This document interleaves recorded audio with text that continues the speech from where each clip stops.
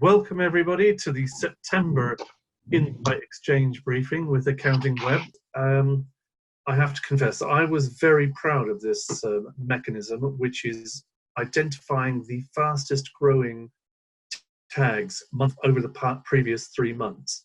So this was our sort of leading indicator chart that was going to, it's basically what we do use on the editorial team just to spot those coming trends. But I have to say, after last month, all my predictions have gone up the spout, essentially. We saw the big surge of the finance bill in July, which tailed right away, and kind of with it, its companion, or the turquoise line on construction. So these are the trends charts, the number of times those tags, pages with those tags have been accessed on the site. So those were the two trends we thought were coming, and it was pretty obvious. It was related to the off-payroll rules, the VAT reverse charge, and I think there's a few other VAT changes in the undergrowth. But nope, my trusty tool has let me down, and I'm going to have to recalibrate the chart a little bit. We left MTD off of this one because it has declined very rapidly since August, since the beginning of August. So MTD no longer has that kind of pain factor. It's a big issue still, so it is above the red line. It's between, I think, the blue and the red line, but it affects the chart. The other trends would be less visible if it distorted the scale. And then the red line that's shot out of all proportion, that's our ethics trend. And now this has been driven by some pretty lively disciplinary reports in August. We had a student who was caught lying about their qualification. Also, I think the Sports Direct audit crisis, that included an ethics tag, and that drove the finance thing. So that really has shot up. Tom, have you got any other explanations for the sort of exponential growth of ethics as a key issue for Accounting Web members this month? Well, traditionally the summer months were when the profession would take stock, maybe have a look at their CPD points, or look ahead to what they had over the next sort of half year, as it were. But yeah, there's no such thing as a quiet summer anymore, I guess, and I think the action on the disciplinary side, plus we've had a 5-part series from the AAT, Adam Williamson, their sort of head of compliance over there, who has been presenting us with various ethical conundrums that practitioners could be faced with. So I think part of that rise could well be due to that series. Yeah, I mean, that kind of tip or question based sort of interactive approach that works well. But how have you sort of noticed on the editorial team, and how have you reacted to the sort of parent switchbacks and uncertainties, say, around the VAT reverse charge? Did you see that coming, and how have you adjusted your plans for September? Oh yeah, it's been a real roller coaster. More than once I've had to pull the emergency handbrake on various projects we've had going on, and yeah, it is tricky. The reverse charge, it sounded from our contacts on the inside that the decision had been made a couple of weeks beforehand, but it was still, I mean, in terms of government policy on a fairly major sector of the economy, it was still fairly short notice. I mean, they did it with, that in terms of the VAT reverse charge for construction firms, it was very last minute. And so, I mean, we'd written a number of series, guides, some practical examples from Neil Warren. We were commissioning a full-scale guide as the announcement was made. So you have to prepare for these things. I mean, in a similar way that accountants need to prepare their clients for these unpredictable times. You have to prepare them, as they say, prepare for the worst and hope for the best. Yep, I mean, I think you probably would have, if you go back to last month's podcast webinar here, I was probably advising vendors and advertisers that this would be a good time to sort of offer your advice and explain how to handle it within your application. So, I hope if people did follow my advice, it hasn't burnt them too much. We'll pick up on all those uncertainties. I mean, I think the finance bill is an interesting subject, but I'll leave that to you in your editorial preview for September and beyond. I'd like to draw the listeners' and viewers' attention to the bottom 3 lines on the chart. These are so they're smaller, but they are the next 3 most important trends we picked up. They are in scale a little bit lower than the others, but they are the ones that are on the upward trend. And I think we've just had our Accounting Excellence Awards with the Software Awards alongside. So we've just seen that, so some of the coverage there has the software reviews tag on it, but we've been picking it up. So I would take this as a sign that maybe the sort of shopping season is back on. This would be mainly among our business members. I think practitioners have had the summer to think about the improvements and sort of put them in place, or they're doing so now to be ready for self-assessment season. And obviously they had MTD on their hands up till August. But to say finance people, the classic scenario we see here is maybe hinted at by the yellow line along the bottom. So it doesn't look massive, but it was definitely one of the the 6th fastest growing topic of the month, or over between June and August. And this is where finance people come back from holiday. If they're on December 31st year ends, it's now time to go through the annual budget ritual, start doing forecasting. And a lot of times we've found in the past, this is when that community sort of looks around for to review their software and consider the options. So if they assess the options now, make the decision and give the go ahead, then that means, say, they can be ready to sort of roll it out from January, the start of the new financial year. Maybe also the March 31st year ends people, taking a slightly longer term view. So, we're taking as signs that budgeting and active software hunting is back on the agenda for our finance managers. And speaking of which as well, we've also seen the green line is quite an appreciable rise, and that one was at least where, if you remember in early August, I was saying this is the time, and in July, put the stuff in front, put longer, more thoughtful educational material in front of the profession, because at this time, this is when actually accountants devote a lot of time to CPD credits, and the content and tutorials you put in front of them can actually go towards their further development. So we saw Power BI, again, the finance communities had an insatiable thirst for news about how to use Power BI and what its capabilities are, and there are some new features that have been added there. So Liam Bastick has been giving us a mountain of really valuable material that worked. But the practitioners also responded very warmly to Lucy Cohen's one. She's from Mazuma, one of the Accounting Excellence Award finalists, and she was doing a content series on how to grow your practice, and that went down very well with the practice audience. So there's now probably, as I say, conditions have changed a little bit in September. We're more into the autumn workload and dare I say, marketing season. So maybe not as opportune a time for the long read piece, but just bear in mind how valuable kind of educational, how-to, practical content is for our members.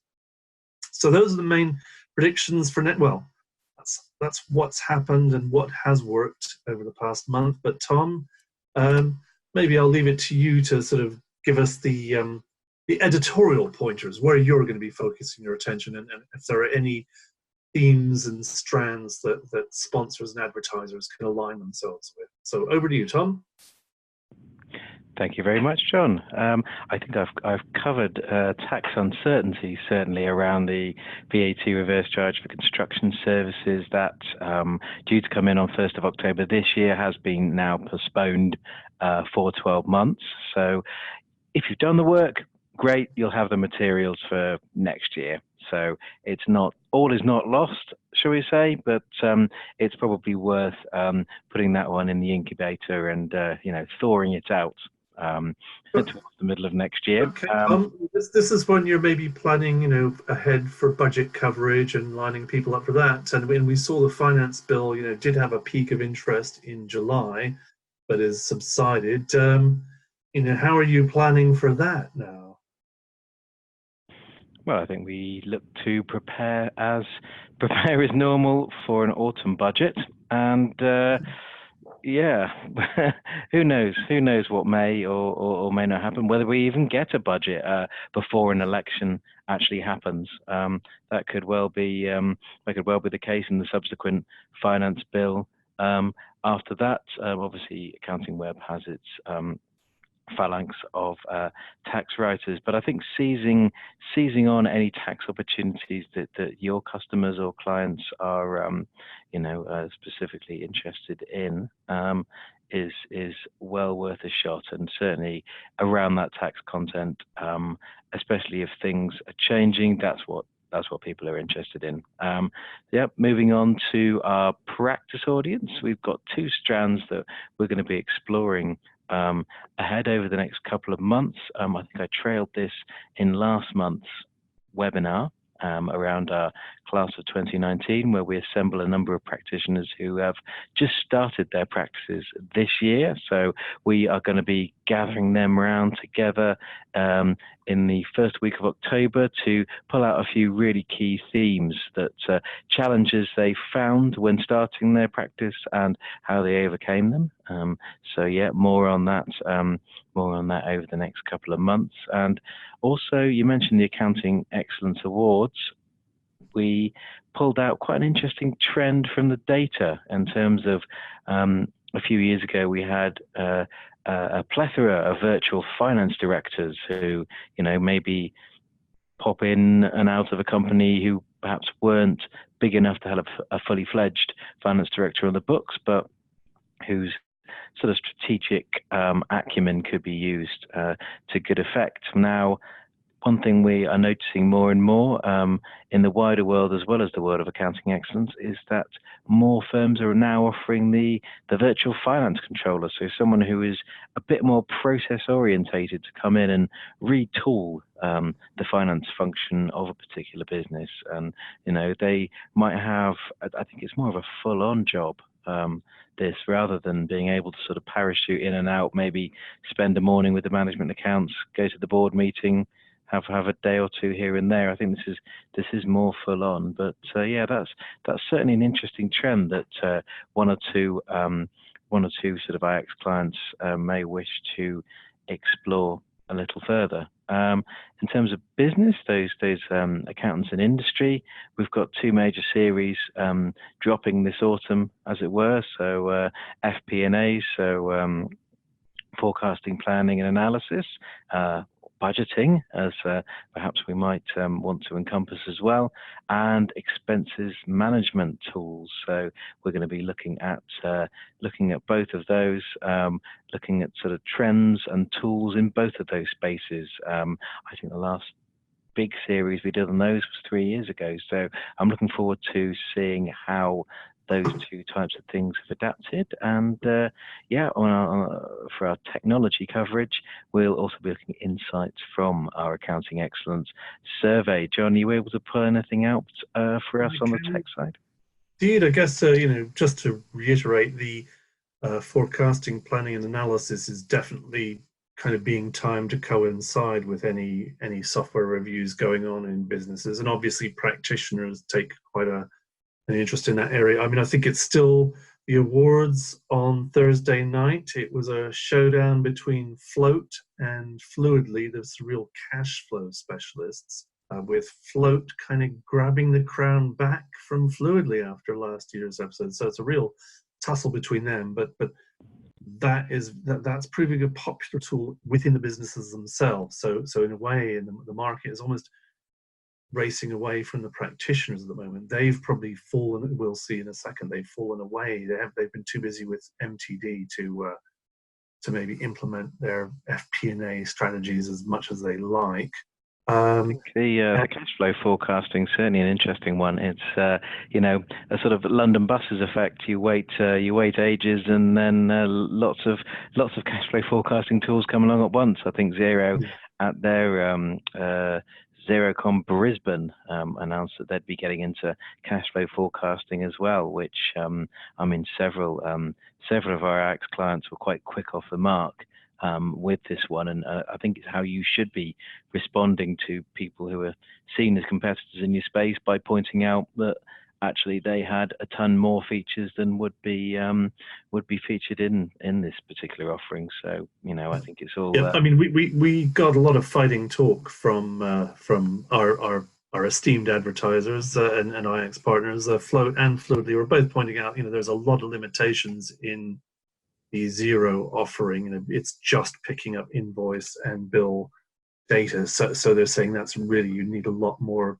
of the outgoings and incoming. You need to capture the outgoings to get a proper cash flow forecast. So it's slightly fighting talk, but and I think they are ahead. They've got a real focus, those two, on a very the niche that's driving growth, and these sort of expert practice tools like Futurely and Spotlight Reporting, and there's the Fathom, our client Fathom. They're at a different level of sophistication to Zero as well. So I think they all say they've got a place, but it's I counted 96 different reporting and analysis tools on Zero's marketplace for generic reporting tools, of which 14 were cash related, cash flow and cash management related. If you look at the lesson of expense management, that was won this year in the awards by Zero Expense, which basically didn't exist last year, or had only just been launched last year, and they were the largest participant in our survey by numbers, and they had the highest rating. So if that exercise was repeated again, we could see some disruption in the reporting market.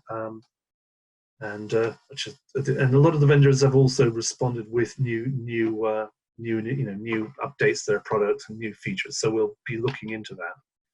But let's move on to other insights from Accounting Excellence. This is the practitioner point of view. So this is looking at the hot trends reported, mentioned in their entries by the accountancy firms. We saw some of this last year. I think I was trying to illustrate the MTD effect. This is actually the top 6 issues. We have about 40 or 50 lines on the chart, which would make it incomprehensible. But so these are the ones that really matter. And I'm afraid it's another case of kind of comfortable predictions gone awry, because those dips in cloud, the blue line at the top, in business advisory niche, and in the spectacular drop in referrals, I probably would have predicted cloud plateauing and business advisory niche. This is the classic MTD effect of in 2017, if you remember, when the deadline was likely to be for MTD was in April. People were completely panicked and had thought about nothing else. Then they got to relax in 2018, so they could devote time to outreach and the rest. So yes, we expected cloud and business advisory maybe to flatten a bit, but the complete drop in referrals was a standout. This is, if you look back in 16 and 14, this used to be the top thing that everybody said they did in our awards. Absolutely plummeted, and I dare say I'm guessing that people got so much work migrating their clients into MTD that it's basically a lot of firms haven't even had the resource to go out and try and find more. So that's turn up for the books. That shook. It also destroyed my parallel chart I was very fond of between the yellow and the red, where the advisory niche and referrals went hand in hand. So we've broken that spell. But again, the interesting trends are down below, where you can see both expense management, the orange line. I think we choose that to be, we have an orange partner who carries the torch in that category. And practice management, you can see, have both risen significantly over the past, in 17 and in 19. And this is people applying practice management tools and expense capture to help them deal with MTD. The one that really leapt out, though, was the green line, it was number 6 last year, but flexible work has shot up to be the 4th most prevalent trend mentioned by our entrants this year. And it could almost be accompanied by well-being initiatives and learning and development frameworks. Suddenly the war for talent is really asserting itself. I guess, again, the market's tightening. There's a lot of compliance work needs to be done, and firms are struggling to hold on to their people. So that people issue we have been covering. Richard Hattersley does a lot of work in that area in practice. But I think once we've made it through self-assessment season, I would plan ahead to do a lot around that. I think that is going to be the big issue of the year. So that's what the practice trends are now. To follow up practice management, just hop into that that area. There's something here that the trends are showing us. The blue line is the number of people within our survey. So that's the people using tax software who also use practice management software. The yellow line is the people in our Accounting Excellence Awards entries who tell us they're using which practice management system they're using. So those again showing the distinctive peak in 17, a bit of a dip last year, and then surging back this year. Now, a few years ago, I was wandering around saying with the arrival of cloud systems that we might actually see, and I think we were seeing the largest vendors, the hold weakening there, the integrated suites, were sort of losing ground to the little cloud interlopers. Now, I think some of that has continued, but as a whole, those people, integrated suites have actually grown, have kind of bounced back and risen significantly in the past 2 years.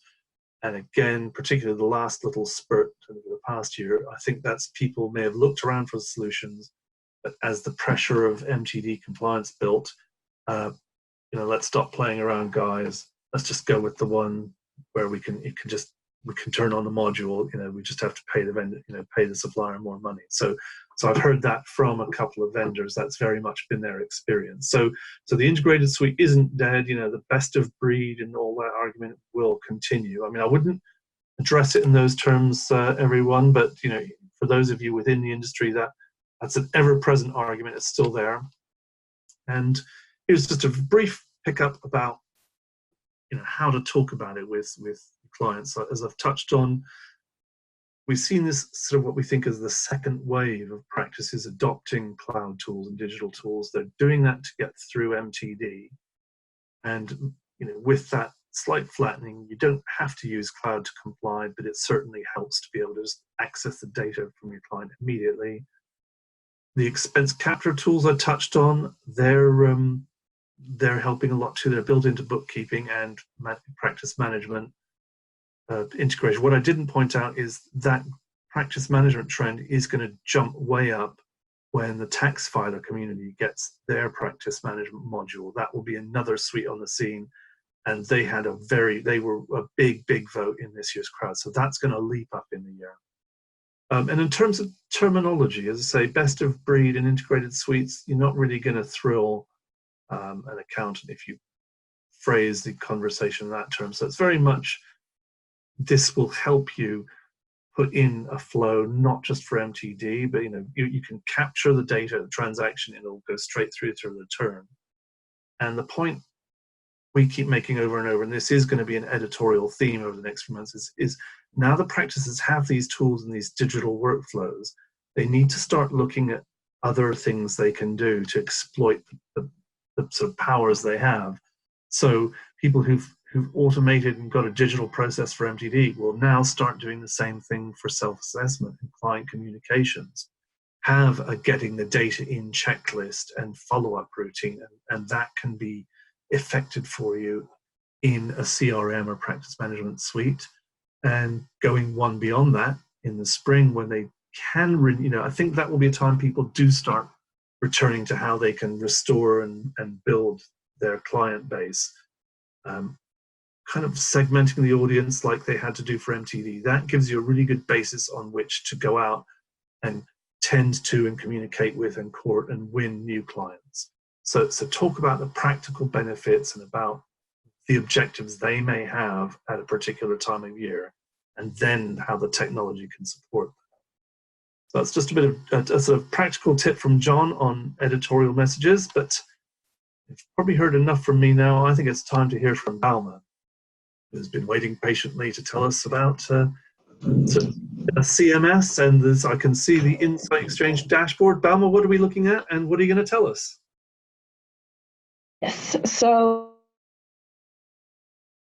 today we're going to look at the basics of SEO, process of improving the visibility of our website. So basically, when you publish a post, you want it to be amongst the first results on Google, so more people find it. Now, Google actually uses a secret algorithm to decide which pages get more attention, but SEO experts agree that the most important things are the percentage of people who click on your page and the amount of time they spend on your page. And that, by the way, is the dwell time, which is one of the metrics that you can see on your Data Studio dashboard. So there are a few things that you can do to improve your ranking. The most important one is quite obvious, which is write quality content. If the quality is good, if it's interesting, it will work well. Also, it's really important to try to create evergreen content. And that is content that is still relevant months or even years after it's published. And that is because if the content is still useful to the readers, it will obviously still get clicks. So actually a very good technique that you can put into practice on your IX page is to review old content. So you can maybe go back to old articles and make sure that they are still relevant and update them if necessary. Or you can even delete the ones that you think that are no longer relevant. And now briefly, other things that you can do as well are writing Q&As, because people like Googling questions. So if you know what your target audience might be wondering, write those questions and answer them. Also avoid duplicate content, and that's an important one. Always try to rewrite posts. And if that's not an option, you can use canonical tags, which are links to the original content that go at the back end of the page. It's also good to include links to related. How would they use a canonical link in the CMS? Is there a box they tick, or is it just how you link to the outside content? There is a box, and they can send the original link to one of us in the team, and we can include that for them. Yeah. Okay, thank you. So yeah, as I was saying, it's also good to include links to related content, also to use catchy titles and good subheadings, and also try to add keywords and related words and phrases. And finally, use rich media. Use images and embed videos and podcasts, which are good to improve the dwell time that we saw earlier, because people spend more time on the page. And yeah, that's it. That's everything from now. The world of SEO is very broad, but doing most of these things will likely improve traffic on your pages. So give it a go. Okay, let's go back. I realized I was controlling the screen, so we kind of missed the second screen a little bit. So I'll leave that up for people to view briefly while we wrap things up. Thank you for your input, Valma. And just want to check, have we had, I'm looking at the slides, so have we had any questions come in, Team Bristol? I'm afraid not, John. No, nothing's come in yet. Okay, well, our audience is obviously rapt with attention. Again, if you are watching this on catch up, come along to the next one, and opportunity is always there to ask us. Maybe you don't want to ask us, with your peers there, but basically, like Accounting Web itself, I think everyone serving the profession can learn from each other. If we're always trying to sort of aim for the most educational, effective, up-to-date, relevant content, everybody benefits. And like I say, I think put all of Balma's tricks to work now before your rivals find out. But, I think we all want marketing to be effective and relevant to the actual target users, because then it works for them as well. So I think that's just about wraps it up for another webcast this year. We've invited questions, and we'll be here all month. So if you do think of something just now you want to find out more about, email alma.claro@accountingweb.uk or John, John, @accountingweb.co.uk, or deal with Hannah or any of your other account managers or client service managers. In the meantime, gang, thank you very much for your time and input. Another entertaining and interesting webinar, and we look forward to seeing everyone next month. And maybe Balma, can you remind us what the date is going to be for the next exciting episode of the Insight Exchange webinar? So that will be the 8th of October at 2 p.m. Excellent. Well, I look forward to seeing you there and everybody else who's watching. So thank you all, and thank you, Hannah, for driving this thing so effectively. Take care and see you next time.